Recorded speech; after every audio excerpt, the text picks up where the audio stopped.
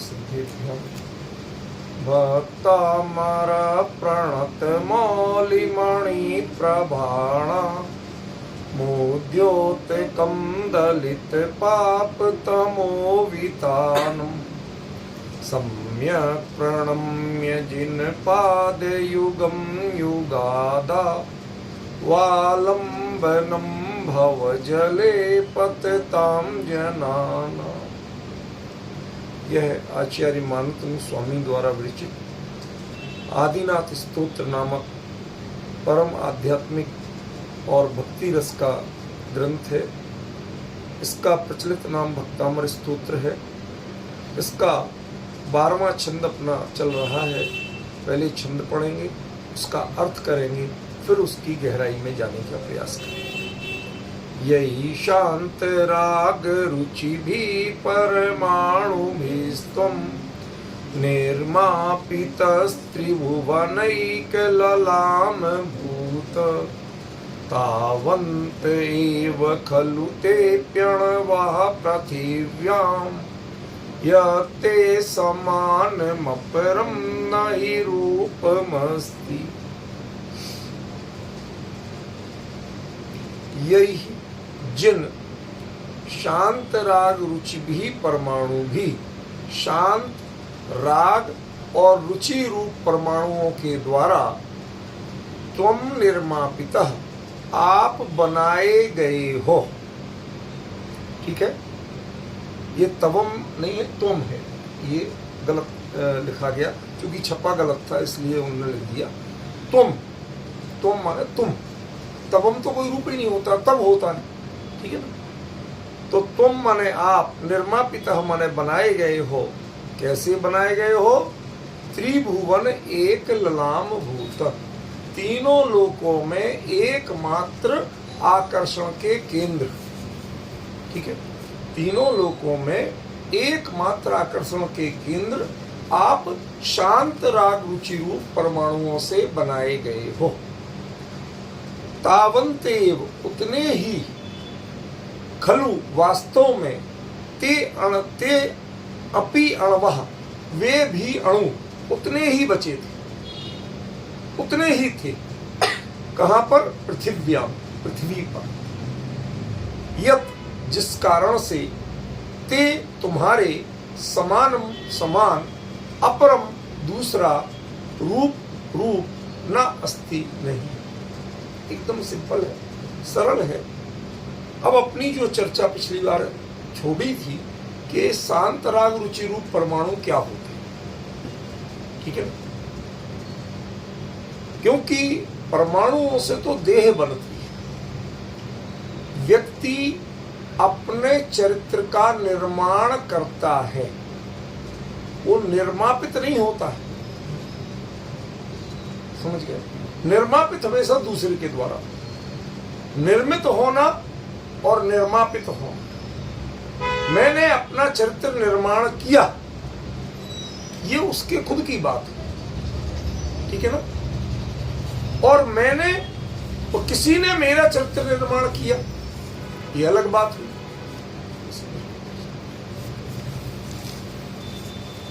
ठीक है ना। तो किसने निर्माण किया और किसका निर्माण किया, इसका उत्तर पिछली बार दे चुका था। संकेत मात्र में आज कर रहा हूं कि वह निर्माण जो परमाणुओं से होता है वह तो देह का होता है, वह व्यक्तित्व का नहीं होता है, बाहरी आकार का होता है। लेकिन समस्या ये है कि परमाणुओं में शांत राग और रुचि ये विशेषताएं तो होती ही नहीं। उनमें तो स्पर्श रस गंध वर्ण, उनकी विशेषताएं तो ये है। समझ गए? जब उनकी विशेषताएं ये हैं तो आप बताते कि कोई ठंडे स्पर्श वाले, समझ गए ना, मीठे रस वाले, तो हमें समझ में आती बात कि हाँ भाई महाराज आप जो बात कह रहे हो वो रिलेवेंट है, इससे संबंध रखती है। लेकिन परमाणुओं में जो गुण नहीं पाए जाते, उन गुणों से आप भगवान की देह का निर्माण करवा रहे हो। तो आचार्य देव आपने ऐसा क्यों किया, ऐसा प्रयोग क्यों किया? बिटिया समझ में आ रहा, प्रश्न समझ में आ रहा, क्लियर है ना? कि भाई यदि शीतल स्पर्श, मधुर रस, अच्छी गंध, ठीक है ना, और कानों में अब मिश्री से घुलने वाले वर्ण शब्द, और आकाश ही गोरा सुंदर रूप, ये चीजें कहते तो हमें पुद्गल परमाणुओं की क्वालिटियां समझ में आती। पर जो परमाणुओं की क्वालिटियां हैं वो तो आपने एक भी बताई नहीं। समझ में आया? जो परमाणुओं की क्वालिटियां हैं वो आपने एक भी नहीं बताई। पक्की बात है ना? और बताई वो जो परमाणुओं में पाई नहीं जाती। तो ऐसी असंबद्ध चर्चा, इररिलेवेंट चर्चा आचार्य देव आप क्यों कर रहे हो? बात करो तो वो करो जो जुड़े, कहीं समझ में आए, जिसका संबंध पता चले। ठीक है, क्लियर हुआ ना? तो अब इसकी आचार्य देव ने जब की है तो निरर्थक चर्चा तो की नहीं। हमारे आपसे तो बहुत समझदार थे कि नहीं थे? तो इसका मतलब है कि वो जो कहना चाहते वो हम नहीं समझ पा रहे। वो कमी हमारे समझने में है, उनके कहने में नहीं। पॉइंट पकड़े? कमी कहां है? जो यदि वो कह रहे हैं वह चीज हमें असंबद्ध लग रही, इररिलेवेंट लग रही कि भाई इसका तो इससे कोई लेना देना नहीं। ठीक है ना? बात आपको जो लग रही है वो बात वहां तक सही है, लेकिन इसका मतलब जो अर्थ आप निकाल रहे हैं वो अर्थ, वो अभिप्राय आचार्य का नहीं। वो कहना कुछ और चाहते हैं, आप समझ कुछ और रहे। यदि परमाणुओं की क्वालिटियां बताते तो समस्या पता क्या आती? मैं उस पिछली बात को रिपीट नहीं कर रहा हूं, उससे आगे की बात कर। समस्या ये आती कि यदि वर्ण में श्वेत वर्ण कह देते तो सांवलिया पारसनाथ का क्या होता? अब बात समझ में? फिर सोने के समान वर्ण वालों का क्या होता? पकड़ में आ रही बात अच्छी तरह से? कोई आकार से कह देते तो पार्श्वनाथ के आगे महावीर की तो गिनती नहीं होती, क्योंकि कहां 500 धनुष और कहां 7 हाथ। डिफरेंस समझ में आ रहा कि नहीं? कि जो वास्तव में परमाणुओं की संरचना है उसमें पुद्गल परमाणुओं के गुणों की बात कर देते, उनकी विशेषताओं की बात कर देते, तो उसमें एक के माध्यम से अनेक की स्तुति नहीं हो सकती थी। ये स्तुति भले ही आदिनाथ स्वामी की हो, लेकिन ये अकेले आदिनाथ स्वामी की स्तुति नहीं है। ये वीतरागी जिनेंद्र देव हरेक पे लागू पड़ती और पढ़ना चाहिए, क्योंकि जैनों में व्यक्तिवाद नहीं होता है। वह व्यक्ति के माध्यम से व्यक्तित्व की पूजा तो करते हैं, लेकिन व्यक्ति की पूजा जैन दर्शन में नहीं। पॉइंट समझे? इसीलिए चाहे आकार छोटा बने या बड़ा बने, लेकिन जो मुद्रा बनती है वो वीतराग बनती है। समझ गए? राग मुद्रा नहीं बनती, द्वेष मुद्रा नहीं बनती। अब उनके असल आकार क्या रहा हो, यदि हम व्यक्ति से जुड़ेंगे तो पार्श्वनाथ की प्रतिमा 9 हाथ की, कैसे पता? बता जल्दी। बपू तंग 9 हाथ, भूल गए? पढ़ते कि नहीं पूजन में पार्श्वनाथ स्वामी की? क्या शरीर की लंबाई थी? 9 हाथ की। तो पार्श्वनाथ स्वामी की 9 हाथ से छोटी और 9 हाथ से बड़ी प्रतिमा नहीं बनना चाहिए थी, यदि हम व्यक्ति से जुड़े हो। लेकिन हमने पार्श्वनाथ स्वामी की 7 इंच 9 इंच से लेके और 90 फीट तक की कितनी बनवा लो, कौन रोक रहा? सब पार्श्वनाथ ही रहेंगे। पार्श्वनाथ के व्यक्तित्व से तो मेल ही नहीं खा रहा, फिर सब पार्श्वनाथ कैसे हैं? क्यों? क्योंकि वीतरागता के जो चिन्ह हैं वो सब में है ना, तो सब पार्श्व। पार्श्वनाथ की देह के माप से पार्श्वनाथ के व्यक्तित्व की पूजा नहीं होगी, पार्श्वनाथ के गुणों के अनुसार पार्श्वनाथ की पूजा होगी। हम व्यक्ति की पूजा नाम लेके भले ही करें, लेकिन जैन दर्शन में व्यक्ति की पूजा का कोई स्थान नहीं है। उनके यहां तो सिर्फ व्यक्तित्व की पूजा है, गुणों की पूजा। इसीलिए हम कहते वंदे तद्गुण लब्धये। कॉन्सेप्ट क्लियर हो रहा है? तो चीजें समझ में तो आ रही ना, कि यदि देह या पुद्गलों के परमाणुओं के आश्रित जो गुण हैं उनके आधार पे हम बात करते, उनकी विशेषताओं की बात करते, तो हम पूज नहीं पाते। मोह तो कर सकते थे, पक्षपात तो कर सकते थे।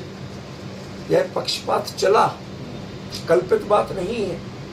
पार्श्वनाथ और महावीर ये ज्यादा नजदीक हुए थे, बाकी तीर्थंकरों में इतना इतना गैप था कि उनके काल में जो जीवित थे वो इनके काल में थे ही नहीं।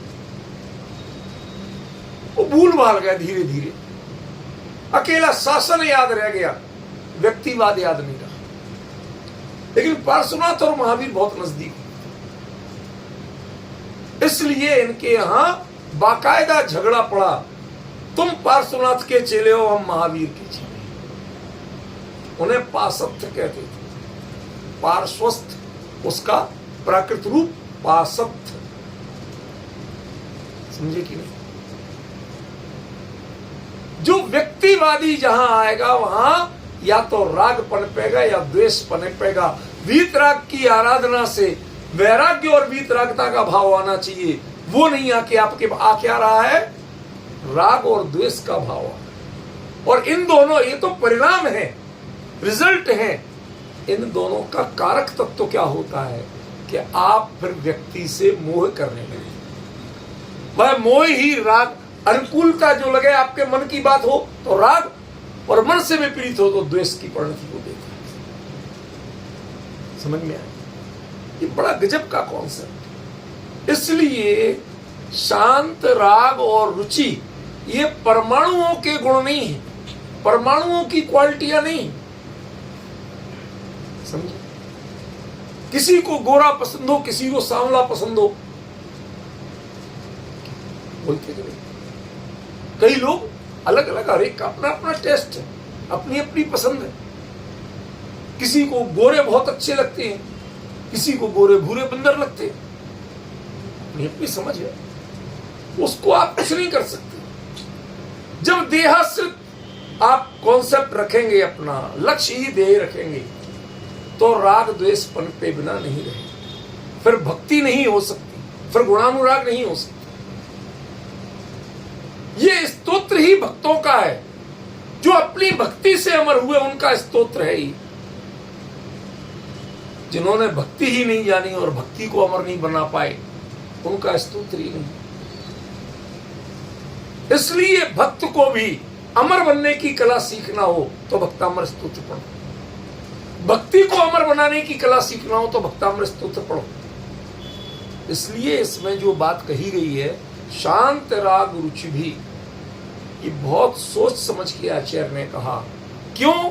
क्योंकि हमें व्यक्ति की नहीं, व्यक्तित्व की पूजा करो। व्यक्ति का गुणानुवाद नहीं करना था, हमें व्यक्तित्व का करना।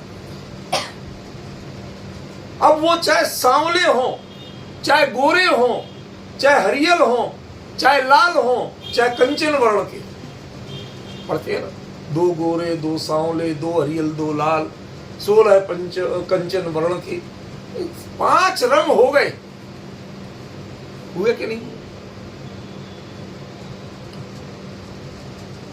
ये 5 रंग पता क्या है? जैन झंडे में 5 रंग होते कि नहीं? वो आपको पढ़ा दिया गया कि रत्न सिद्धाचार्य उपाध्याय साधु के हैं। असल में वो तीर्थंकरों के 5 रंग, एक्यूरेट वही रंग। अब आ गया समझ? 2 गोरे 2 सांवले 2 हरियल 2 लाल 16 कंचन वर्ण थे। हो गए क्लियर? चलो वो विषय नहीं है अपना, लेकिन संकेत किया हमने कि सबके पीछे इसका रिलेवेंस कहाँ कहाँ है हमारे जैन दर्शन में, हमारी जैन आचार पद्धति में, हमारी संस्कृति में, वो भी तो आपको धीरे धीरे पता चलना चाहिए ना कि मूल में ये कहाँ से जुड़ रहा है। जब झंडे के 5 रंग की बात आई थी उस समय ये झगड़ा पड़ा था। श्वेतांबर कहते हम क्यों माने, हमारे यहाँ कहते वो हम तो केसरिया झंडा, वो क्यों नहीं माने। तो असल में पंच परमेष्ठी पे तो समाधान दिया गया था, कॉन्सेप्ट था तीर्थंकरों के 5 वर्णों का, समझे। 24 के 24 तीर्थंकर का शासन का ध्वज है, समझे। चलो उसको भी छोड़ते हैं, मुद्दे पे आते हैं कि जो 5 रंग के तीर्थंकर हुए, फिर किस रंग के तीर्थंकर में की हम पूजा करें। तो जिसे गोरे पसंद होंगे वो गोरे की करेगा, जिसे सांवले पसंद होंगे वो सांवले की करेगा, जिससे कंचन वर्ण पसंद होगा वो कंचन वर्ण की करेगा। फिर सबकी पूजा होगी कैसे, सबकी आराधना होगी कैसे, और फिर तो पूजा देह की होने लगेगी, फिर गुणों की पूजा कैसे होगी। तो आचार्य देव ने एक अद्भुत प्रयोग किया, वर्ण कोई भी हो, आकार कोई भी हो, गंध कोई भी हो, शब्द कैसे ही हो, लेकिन उनको देखते और सुनते ही आपके मन में पहली प्रतिक्रिया होना चाहिए शांति की।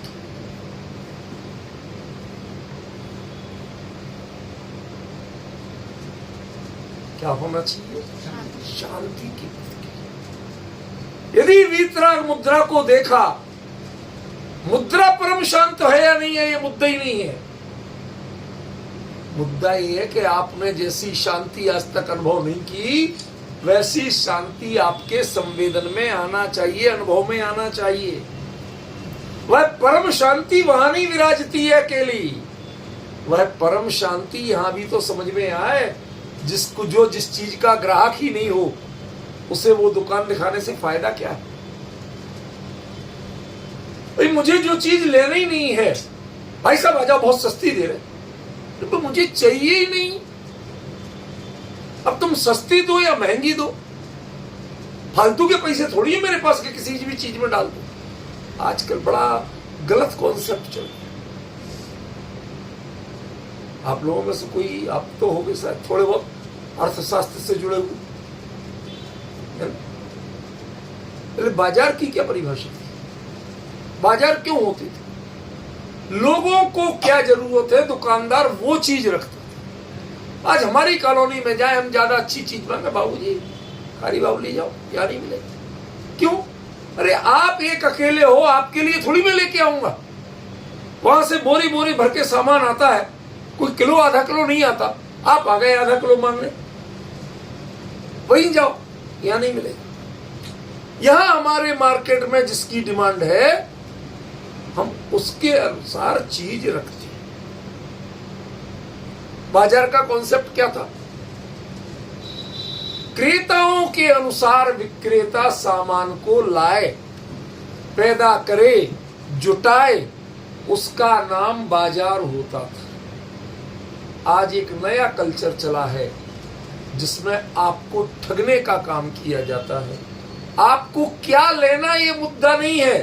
50% सेल, 70% सेल। अब आप जाके ये नहीं देखते हैं कि आपकी जरूरत की चीज क्या है, 70% किस पे है।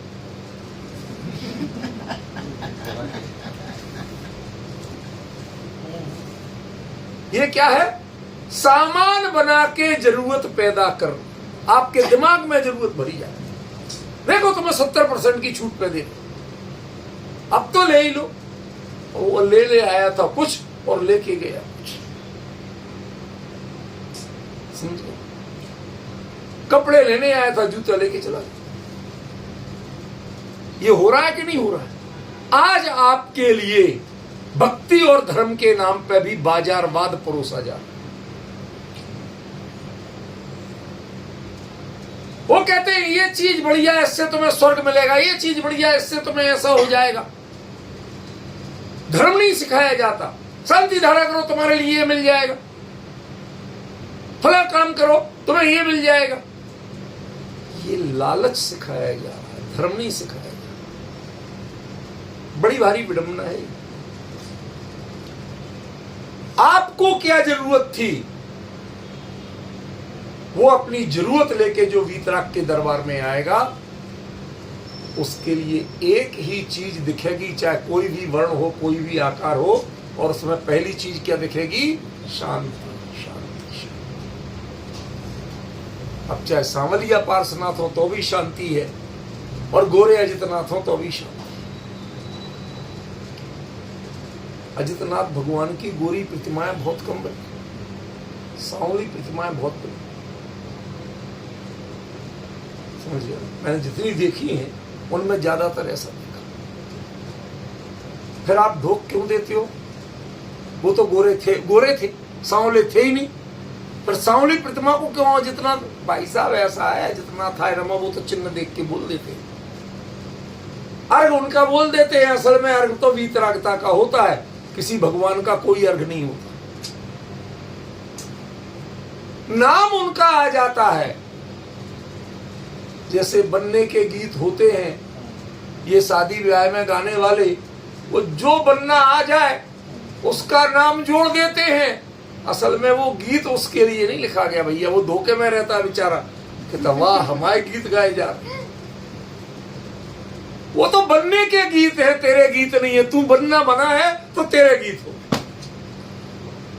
ऐसे ही जिसने वीतरागता का वर्णन किया है, उस व्यक्ति के गीत वास्तव में व्यक्तित्व के गीत हैं, व्यक्ति के गीत नहीं। जितने भी स्तोत्र हैं वो व्यक्तित्व के हैं, वो वीतरागता के हैं, वो किसी व्यक्ति के नहीं। इसलिए आचार्य देव ने पहला मंत्र सिखाया सुदेश बाबू ध्यान को। क्या सिखाया? ये जो शांतराग रुचि परमाणु, अरे भगवान परमाणु तो शांतराग रुचि रूप होते ही नहीं है। कहते जिनको देखते ही पहले आपको समस्या क्या है, हमें कैसा लगा। दुनिया में पसंद की परिभाषा क्या है? दुकानदार 50 तरह की डिजाइने लाता है। अब आपको ये बिल्कुल आपको अच्छी लगी, बुरी क्यों कहते हो, खराब क्यों कहते हो? ऐसे के ग्राहक भी आते हैं, कई लोगों को ऐसे ही पसंद आती है। मतलब लोगों की अभिरुचियां भिन्न भिन्न। ये तो मानते हो कि नहीं मानते? तो वीतराग के दरबार में पहुंचता कौन है? जिसे सबसे पहले शांति चाहिए, नहीं तो वो उस सतह तक नहीं पहुंचता है जहां से वीतराग के दर्शन होते। सीढ़ियां चढ़ के कोई नहीं जाता। जो सीढ़ियां चढ़ते हैं ना, या जिनके परिणामों में शांति नहीं चाहिए, उनको सीढ़ियां चढ़ना पड़ती हैं, और पहले जो चीज मिलती है वो नहीं में अटक जाती। बताया था ना सब आपको, स्विमिंग पूल, नृत्य थिएटर, डांस बार, ये चीजें जो आप बुरी कहते हो ना, ये समोसड़ा में भी होती है। किनके लिए? ये फिल्टर है। जिनको ऐसी चीजें पसंद हैं, भैया तुम वीतराग के दर्शन के लायक हो कब? तुम यही देखो, यहीं अटके रहो। क्यों? क्योंकि वहां जाके तुम्हारे चित्त में तत्व की जिज्ञासा नहीं होगी, और भगवान के पास तत्व के अलावा कुछ मिलता नहीं है। तो तुम लोगे क्या उससे? लॉटरी का नंबर भगवान नहीं बताते, नीट का पेपर भगवान नहीं बताते, वो उनके विषय नहीं है। छद्मस्त जीव को जो समझ में आता है वो तत्व की जिज्ञासा यदि हो तो उसी का उत्तर समझ में आता है, बाकी कुछ सुनाई नहीं देता। बाकी सबके लिए नाद है। नाद माने अस्पष्ट वचन को नाद कहते हैं। आवाज तो हो रही है लेकिन समझ में कुछ नहीं आ रहा, उसका नाद। वो नाद जो ध्वनि और नाद जो है वो वचन रूप में कब परिणमित होते हैं? कि जब आप तात्विक जिज्ञासा करते हो, संसार विषय भोग की जिज्ञासा करते हो। नहीं तो भगवान से जाके तो भगवान बस पेपर आउट कर। जिसके मन में ऐसी चीजें हैं उनको नीचे नृत्यशालाएं, नाट्यशालाएं, स्विमिंग पूल, कल्प वृक्ष, फ्री के रेस्टोरेंट, एक पैसा चार्ज नहीं है, जितने चाहे कपड़े लो, गहने लो, सब चीजें फ्री मिल रही। क्यों डाली जाती हैं? कि जिनका चित्त अभी चंचल है, शांत ही नहीं हुआ, वो परम शांत मुद्रा के दर्शन करने लायक नहीं। चंचल चित्त वालों के लिए वीतराग के दर्शन नहीं होते हैं। इसलिए उनके देह के परमाणु तो जैसे थे वैसे थे, लेकिन उनका प्रभाव शांति रूप होता है और सामने वाले को वो शांत रूप ही नजर आता है, उसे दूसरी चीज नजर नहीं आती। अब चाहे गोरे हो चाहे सांवले, लंबे हो चाहे छोटे हो, सबके लिए वीतराग मुद्रा को यदि देखे तो उनके देह के वर्ण, देह का आकार ये नहीं दिखना चाहिए। क्या दिखना चाहिए? उनमें शांति आपको टपकती हुई दिख रही कि नहीं दिख रही, वो ट्रांसमिट होती दिख रही कि नहीं दिख रही। This is more valuable. अब समझा कि ये शांत परमाणु किसके थे, कि परमाणु शांत नहीं थे, देखने वालों को उनमें शांति के अलावा कुछ नजर नहीं आता। बेटे को मां में और मां को बेटे में, मां को बेटे में वात्सल्य के अलावा कुछ नजर नहीं आता, और बेटे को मां में ममता के अलावा कुछ नजर नहीं आता। और यदि नजर आने लगे तो मां भी कहे चल भाई निकले यहां से बाहर।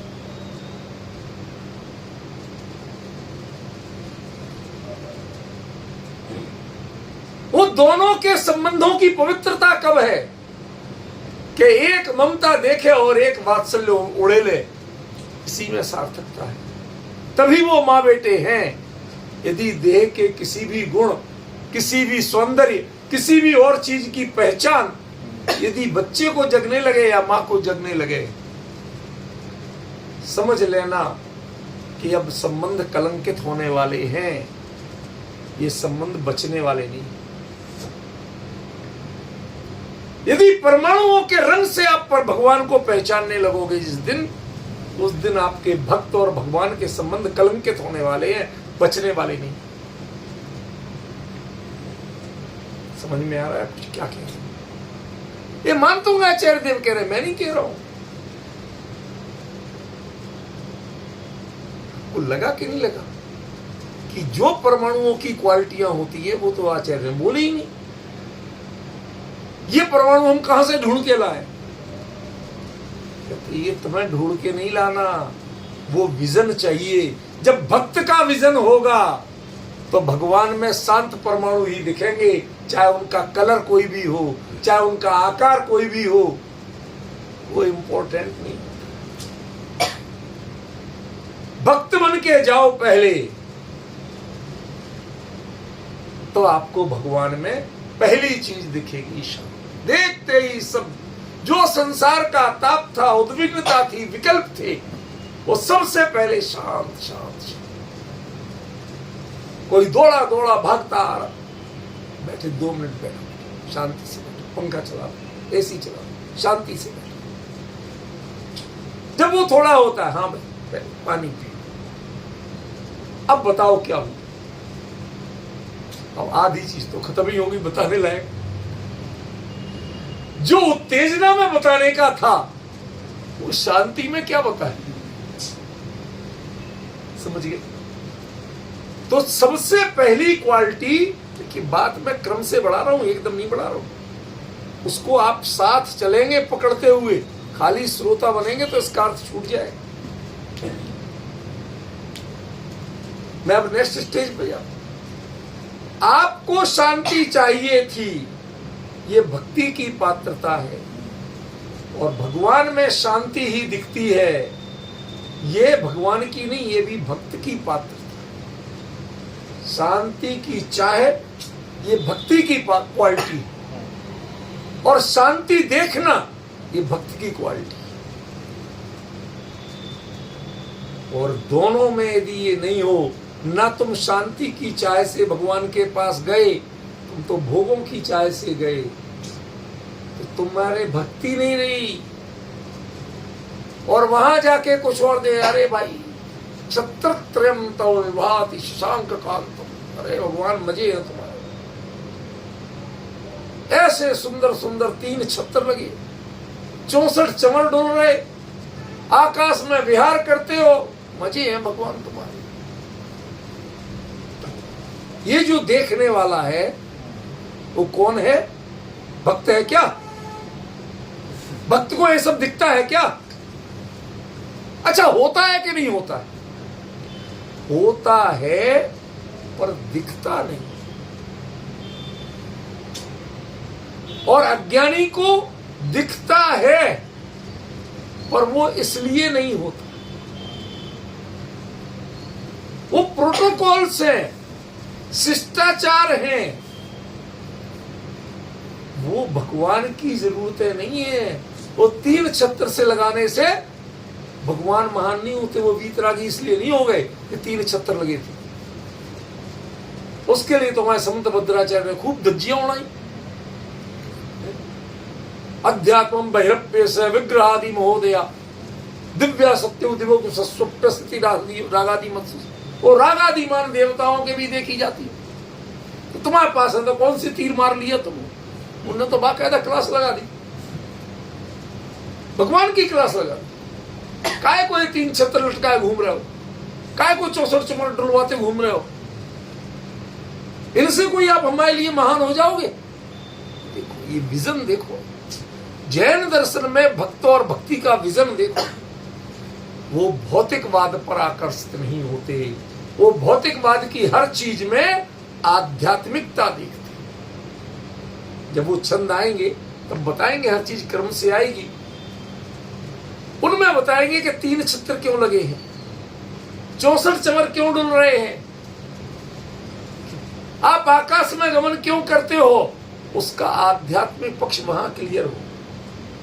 लेकिन लोग उससे लौकिक पक्ष क्लियर करना चाहते हैं। महाराज हमें भी हवाई जहाज में उड़ने को मिले और हॉस्टल पे इमरजेंसी लैंडिंग मिले, ये भी चलेगा? हाँ नहीं महाराज, ऐसा नहीं चाहिए। उड़ने को तो चाहिए, आप गगन बिहारी हो, हम भी बन जाए। ये दृष्टिकोण गलत है। ये भक्त और भक्ति का दृष्टिकोण नहीं है।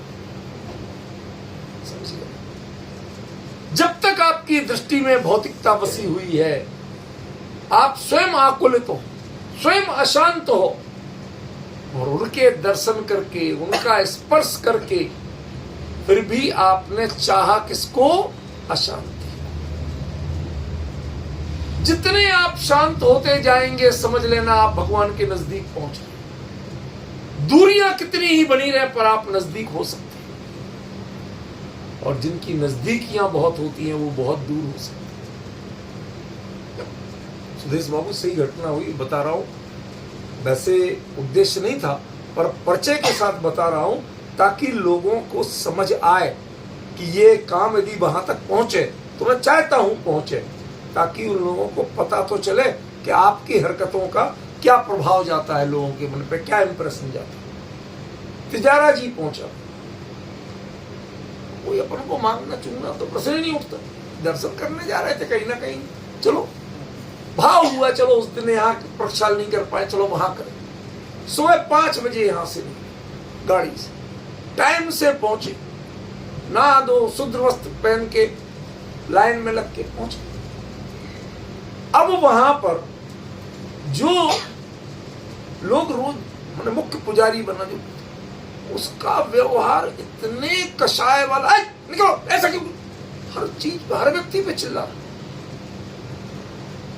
कोई बात, तुम जितना कहो उतना करो, कोई ऐतराज नहीं। उतर आए नीचे तो अर्घ ले लिया।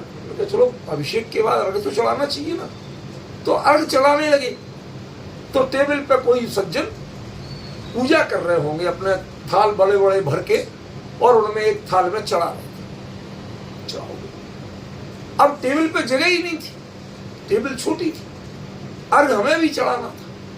हमने अब गलती समझो, हम तो सहजता थी, उनकी थाल में चढ़े जिसमें सामग्री चढ़ा रहे थे उसमें चढ़ा दिया। उसके बाद में उनका पारा 7वें आसमान।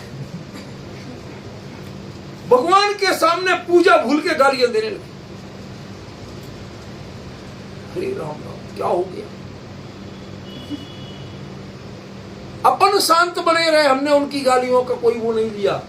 लेकिन ये आश्चर्य जरूर हुआ कि हम तो जिन भगवान को इतनी भक्ति से पूजने आए, हम जिनको स्पर्श करने मात्र से अपने प्रणामों में इतनी शांति का अनुभव कर रहे, तुम रोज इनकी पूजा प्रक्षाल करते हो और तुम्हारे अंदर इतनी कषाएं हैं, इतना मान है, इतना क्रोध है, इतना अहंकार बस रहा है, तो तुमने इनकी पूजा क्या की?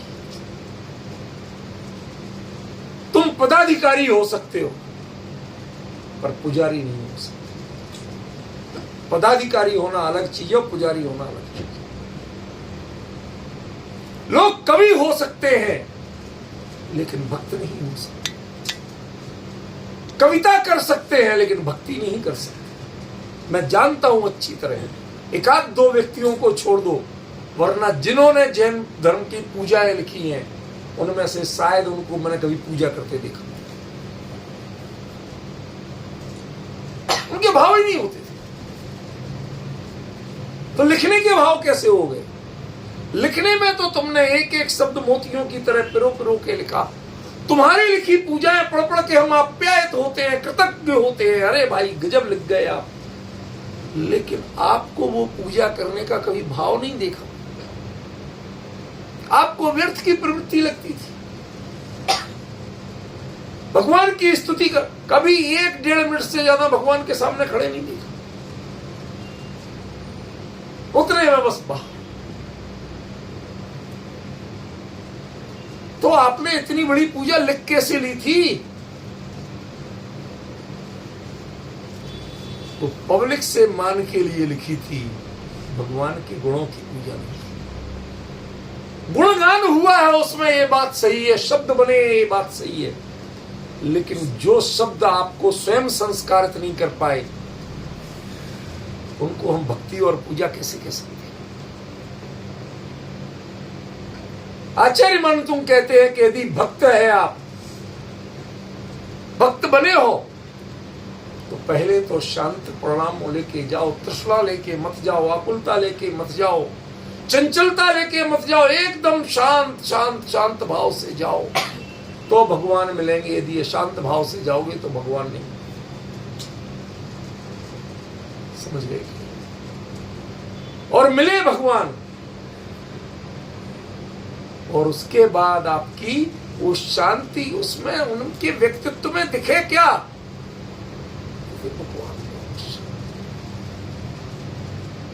हमारे यहां लोग बोलते थे, अरे साहब इतनी हंसमुख प्रतिमा थी, ऐसा लग रहा था अभी बोल पड़ेंगे। तो भाई अपने यहाँ के ये बड़े कॉमन डायलॉग हैं बुंदेलखंड साइड के। अब आप भी तो वहीं पहुंच गए। बड़े कॉमन डायलॉग है, ऐसा लग रहा था कि अभी बोल पड़ेंगे, ऐसी हंसमुख प्रतिमा। अरे भाई ये हंसना और बोलना संसारियों की क्वालिटियां हो सकती हैं, ये वीतरागियों की क्वालिटियां कब से बन गई? वीतरागी की तो देह के परमाणु भी भक्त की नजर में मात्र शांत होते हैं, जो परमाणुओं की क्वालिटी नहीं, लेकिन उससे वो मात्र शांति का इंप्रेशन लेते हैं, दूसरी चीज का नहीं लेते। है कि नहीं? शरीर के अंग किसी की नाक बड़ी सुंदर है, देख के लोग मोह का करते हैं।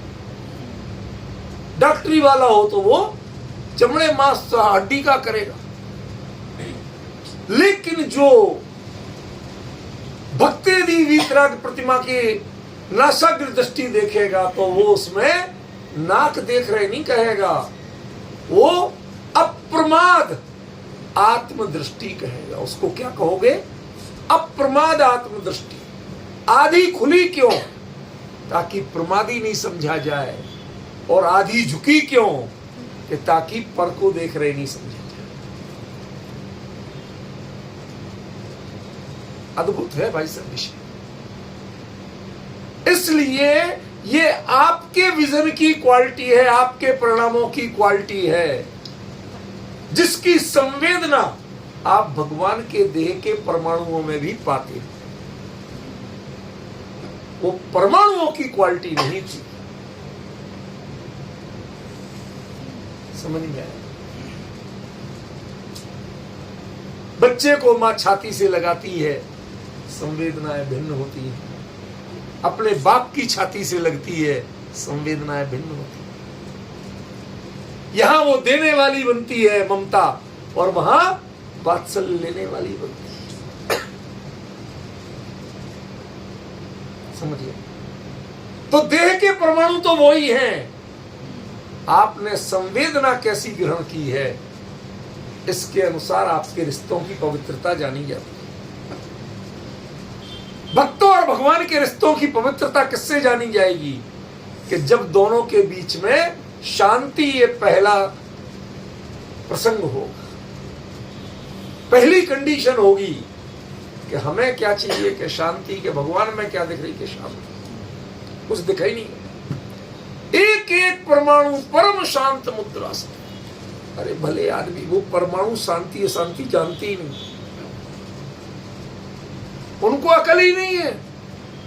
ये शांति अशांति ये तो हम कलह करने वालों के लिए और शांत हो जाने वालों के लिए है, ये तो उनमें है ही नहीं। ऐसा होते हुए भी, शुद्धात्म पॉइंट समझ में आ रहा?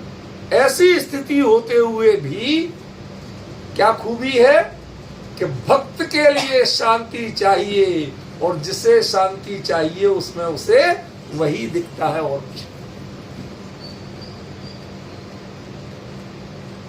मैं बहुत साल पहले, ये 84 की बात है, मूलबिद्री रिसर्च के काम के लिए गया। तो वहां रत्न प्रतिमा है। तो एक वो विजय कुमार करके आदमी था वहां का, उसकी ड्यूटी यही थी बताना करना, थोड़ा बहुत वहां की हिस्ट्री जानता था। तो वो हिंदी ठीक बोल लेते, तो वहां जरूरी है कन्नड़ बोल के थोड़ी जाना, हिंदी दर्शनार्थी तो वो आते हैं, वहां के लोकल लोगों के लिए कोई आकर्षण नहीं होगा। समझ गए? वो दिखाते भी नहीं को है, क्योंकि दान दक्षिणा इनसे आती उत्तर भारत वालों से। वहां के लोग तो 100 रुपये चढ़ा दे तो बहुत बड़ी बात। तो खैर हमें इस पर कटाक्ष नहीं करना, हमारा उद्देश्य तो इतना था। तो वो बहुत अच्छी हिंदी में और उनको बताता। तो वहां पर तो शॉर्ट में बताना, चलो चलो चलो भाई अगला बैच आओ, क्योंकि तो रसीद कटती थी ना, तब रत्न प्रतिमाओं के दर्शन होते थे। तो जितने ज्यादा लोग देखेंगे, जितने ज्यादा शो होंगे, उतनी ज्यादा कमाई मटकी। तो उसको वहां पर तो कम बोलो, जल्दी जल्दी बताओ और निपटाओ। तो हम तो अब वहीं रह रहे थे। कभी कभार सुबह, दोपहर, शाम, रात, जब वो ठल्ला दिखा, खाली दिखा, और मैं भी खाली हुआ, मेरा भी अब उपयोग नहीं लग रहा कालपत्रियों में ज्यादा, या कोई और कारण है, तो कभी बैठ के बात कर। मैंने उससे एक बात पूछी, वो बताना चाहता हूं। उसने जो बताई थी मुझे बहुत अपील की थी। कहते यहाँ एक इधर के जो जिनने बनवाया, तो एक बड़ा सेठ किसी का नाम बता रहा था, मैं भूल गया। कहते ज्यादातर प्रतिमाएं उसकी दी हुई या उसके खानदान वालों। बहुत बड़ा सेठ था और उसका इंटरनेशनल ट्रेड था, अपने बड़े बड़े जहाजों से लेके जाता था, वहां से व्यापार करके लाता था। वो मसालों का क्षेत्र था, गरम मसाला, उसका वहां से वो मूलबिद्री के पास ही समुद्र शुरू हो जाता है, तो वो दक्षिण समुद्र का किनारा, तो वहां से मूलबिद्री थोड़ा सा ऊंचाई पे, पहाड़ी एरिया में, तो फसलें और मार्केट के लिए बड़ा अच्छा केंद्र था। ठीक है ना? व्यापारी वहां बसते थे। एकदम समुद्र के किनारे जाओ तो रोज आए दिन की तूफान, आंधी, ये वो डिस्टर्बेंस बहुत रहता था। वहां पर वो सुरक्षित थे, तो व्यापारी वहां बसते थे। वो जाते थे तो किसी देश में गए, अब वो काली मिर्च भी वहां तो अनापसना प्लेट में जा रही, लौंग अनापसना प्लेट में जा रही। आपको पता है फारस के बादशाह के पास पहली बार लौंग पहुंची, ये रईधू कवि के उसमें है क्या, फारस के बादशाह के पास पहली बार लौंग पहुंची। अब वो लोग सारे सब मांसाहारी लोग, जैसा खाओगे तो बदबू तो वैसी आएगी सांसों में, उसको क्या बदल लोगे तुम, समझ गया ना। तो उनको भी अच्छा नहीं लगता, बदबू बहुत। उसने लौंग खाई तो यूं तो चरचरी लगी, थोड़ी तीखी लगी, लेकिन उसके बाद जो फील किया कि सांसों की बदबू कर, तो उसके दरबार का पहला नियम था, भाई बिना लौंग मुंह में दबाए कोई यहां आएगा नहीं, दरबार में बैठेगा। यहां बदबू नहीं आना चाहिए तुम्हारे बोलने में। बोलने में शब्द ही नहीं आते हैं, आवाज ही नहीं आती है, अंदर की गंध भी आती है, ठीक है। तो वो लौंग की वहां इतनी कीमत मिली, तो ऐसी हो जाती थी, वहां इतनी कीमत मिली कि उसको बहुत पैसा हो गया, बहुत पैसा, हजारों स्वर्ण मुद्राएं, लाखों स्वर्ण मुद्राएं मिली। अब उसने कहा इतना सोना लाद के ले जाए, क्या करे, चलो ठीक है, कमाई तो करना थी, कर ली। अब वो वहां के बाजार में गया, तो वहां उसे एक बड़े साइज का कोई रत्न दिखा, नवरत्नों में कोई रत्न होगा, वो दिखा, बड़े साइज का, लंबे आकार का। उसने गौर से ऐसे लेके देखा कि भाई इसमें हाथ पैर आदि प्रॉपर बन जाएंगे कि नहीं। अब मैं क्या कहना चाहता हूं, समझ रहे हो। वो सब देखे और देख देख के ऐसे हाथ में लिए लिए उसमें पूरे जिनेंद्र देव के दर्शन कर, वीतराग मुद्रा के दर्शन कर, इसमें तो बन जाएंगे, पार की। सेठ लेगा क्या, उसने जितने पैसे बताए उससे सवाए पैसे दिए। अरे सेठ पैसे फालतू आ गए तेरे, कोई बात नहीं, रख ले। अरे ज्यादा कैसे लूं, मैंने बताया इतने हैं, मैं खुशी से दे रहा हूं।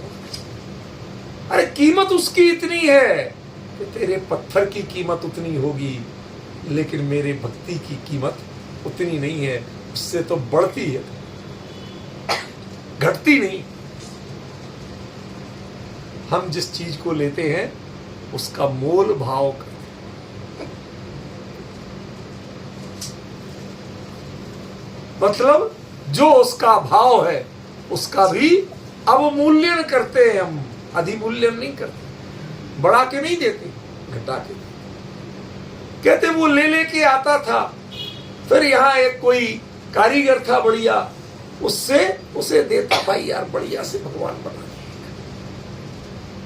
कहते ऐसे हो के यहां उसने किसी देश में गया जहां जो पत्थर अच्छा मिल गया, पत्थर ही कहते ना आजकल, तो स्टोन ही कहते ना, आप रत्न कह लो, उसकी उसने ला ला के और फिर वहां प्रतिमाएं विराजमान करवाई। सहज थी, पहले कोई चोरी चकारी नहीं करते थे, भगवान के प्रति ये भाव नहीं। अब जब चोरी चकारी, भगवान भी उसमें रत्न प्रधान हो गए, भगवान प्रधान नहीं रहे, तो चोरी होने लगी, तो इतनी सिक्योरिटी के अरेंजमेंटों में रखा जा रहा। अब उनके ना भगवान की तरह प्रक्षाल है, ना पूजन है, कोई कुछ करने वाला नहीं, वो म्यूजियम बन गए, दिखाने की चीज बन गई, नोट छापने की चीज। अगले ने किस भाव से किया था, एक रत्न देखा, इतना पत्थर देख के उसमें भगवान देख लिए, सवाया दाम दे के क्यों लाया, भैया मैं दे नहीं सकता ज्यादा, इतना ही दे रहा हूं, मैंने जो इसमें देख लिया है उसकी कीमत तो मैं दे ही नहीं सकता। समझे, ये है शांत। अब वो व्यापार नहीं कर रहा था, सवाए पैसे व्यापार के नहीं दिए थे, समझ गए। जब जो उसमें है उससे अधिक भाव आपके हो जाए तो समझ लेना आप भक्त बने। भगवान के देह के परमाणुओं में जितनी शांति हो, उस मुद्रा में जितनी शांति हो, उससे कहीं अधिक शांति का आनंद आप पाने लगे तो समझ लेना पहला विशेषण घटित हुआ, यही शांत।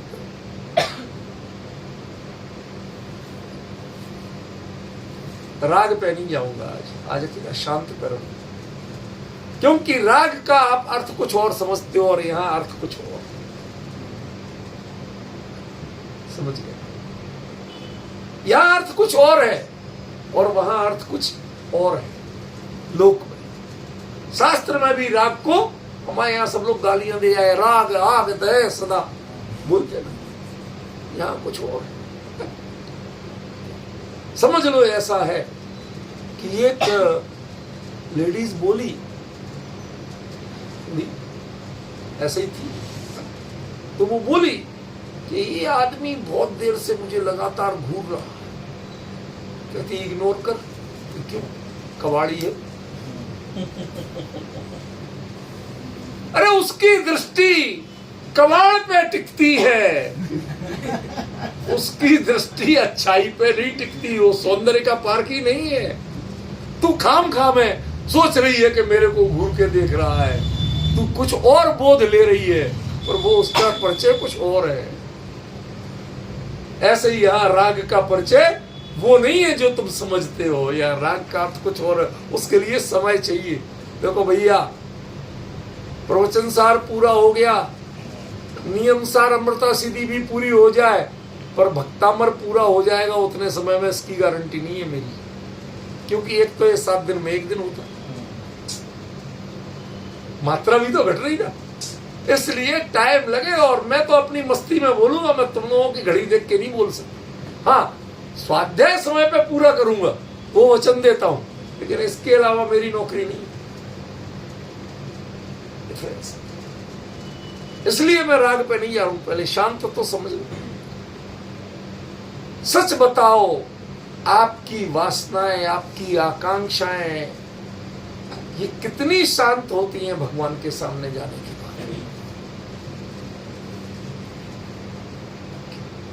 लोग दावे तो बहुत करते हैं, भगवान को छू लेने दो, चरण छू लेने दो। भाई साहब बुरा मत मानना, पूरा जो विग्रह है वो एक ही चीज का बना है कि अलग अलग है।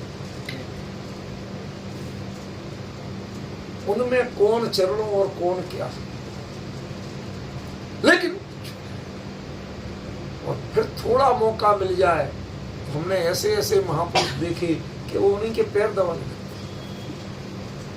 जितना अधिक अच्छी तरह, अरे बहुत अच्छी तरह, अरे अच्छी तरह माने क्या? तुम चरणों को पकड़ना चाहते हो और भगवान आचरण पकड़ाना चाहते हैं, उसका विवेक तुम्हें आज तक तुम्हें नहीं मिल पाए। अरे छूने कोई बात नहीं, अरे भाई साहब कहते हो आपने प्रक्षाल करके नहीं, छू के नहीं है, पैर तो छूना थे कम से कम। मैंने देखा एक विद्वान आए हमारे विधान के समय, वो पहले उनसे कहा भाई साहब विद्वान हो तो ही दुपट्टा पहन लो, शुरू से सब कर लेना। नहीं नहीं नहीं भाई साहब हम ऐसे,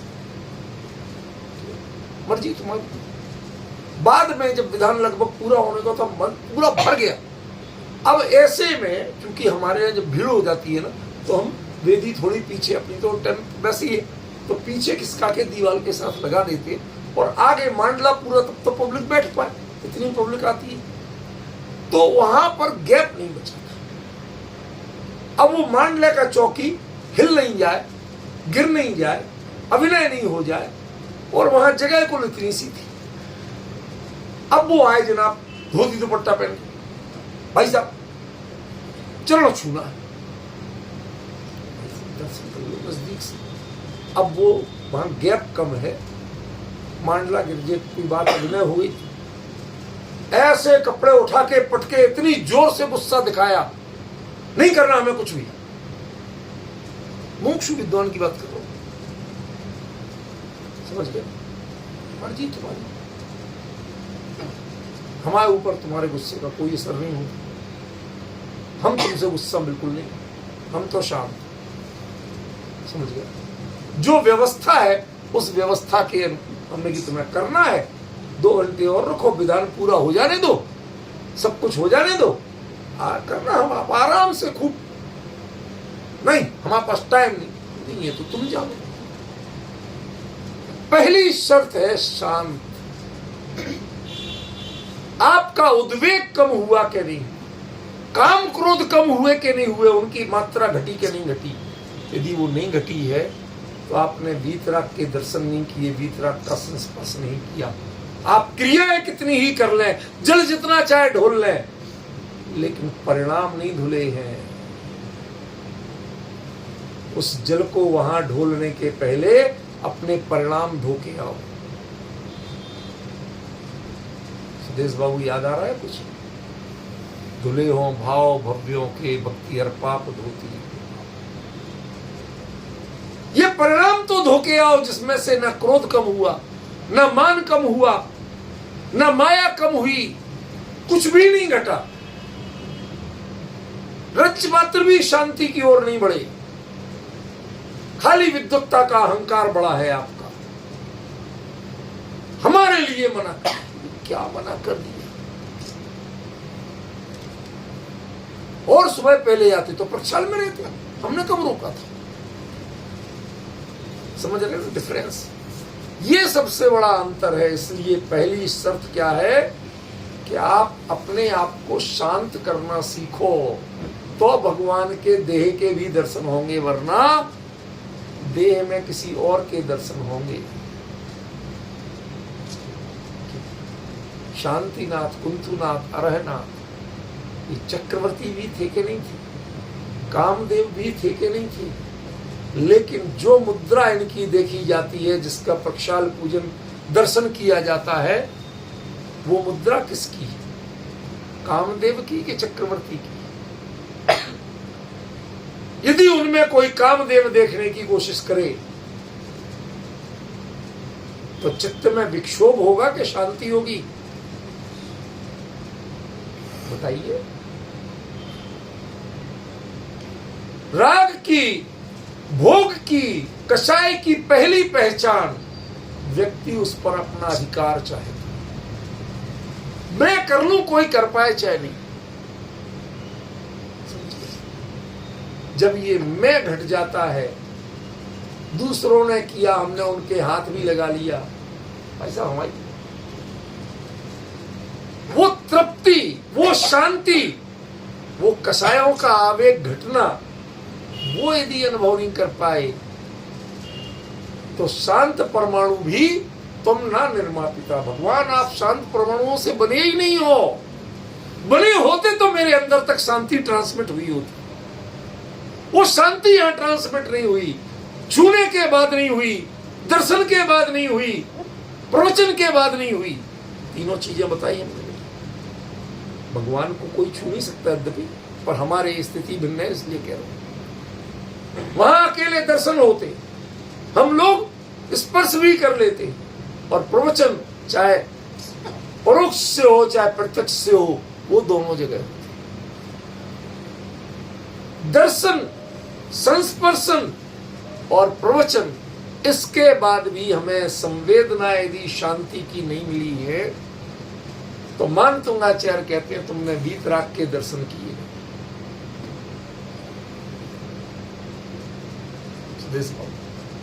क्योंकि वीतराग के दर्शन की पहली शर्त है कि उनके देह के परमाणुओं में भी शांति आपको संवेदन में आना चाहिए, शांति के ग्राहक होना चाहिए। आप उनके वर्ण के ग्राहक नहीं बने, आप उनके कामदेव पने के ग्राहक नहीं बने, अरे तीर्थंकर पने के ग्राहक भी नहीं बने।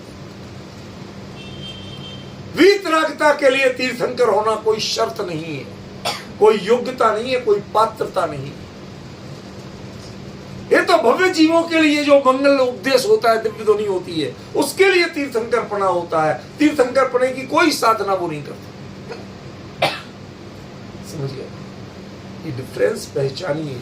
यदि इस शांति की भावना ये आपके हृदय में घर नहीं कर पाई तो इसका मतलब आपने वीतराग के दर्शन नहीं किए, वीतराग का संस्पर्शन नहीं किया, आज तक आपको वीतराग मुद्रा देखने ही नहीं मिली। जितनी पूजाएं की पता नहीं किसकी की हैं आपने, जितने पाठ पढ़े पता नहीं किसके पढ़े हैं। पहले शांति लाइए परिणामों में, तब वीतराग का की भक्ति कहलाएगी, तब वीतराग की पूजन कहलाएगा, तब वीतराग का संस्पर्शन कहलाएगा। ये इस शब्द का असली मर्म है। अगली चर्चा में जो हमारा चलेगा अगले संडे, वो चलेगा राग के ऊपर और संभवतः रुचि के ऊपर। आज के समय